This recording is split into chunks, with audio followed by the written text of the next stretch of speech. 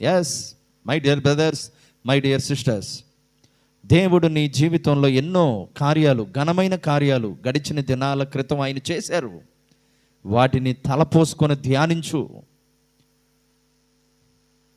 వాటిని తలపోసుకొని ధ్యానించు. దేవుని కార్యాలు, ఊహకు అందని కార్యాలు, ఘనమైన కార్యాలు, మహా ఉన్నతమైన కార్యాలు నీ పట్ల దేవుడు ఎన్నెన్నో చేశాడు గడిచిన కాలంలో. వాటిని జ్ఞాపకం చేసుకొని ధ్యానించు.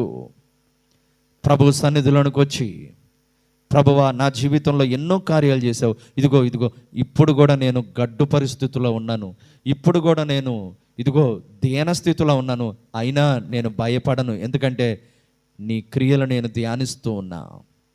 ఓ నా ప్రియ దేవుని బిడ్డ, నువ్వు ఏ పరిస్థితులు గుండా వెళ్తున్నావో నాకు తెలీదు. పూర్వపు దినాలను నువ్వు జ్ఞాపకం చేసుకుంటూ ఉన్నావు.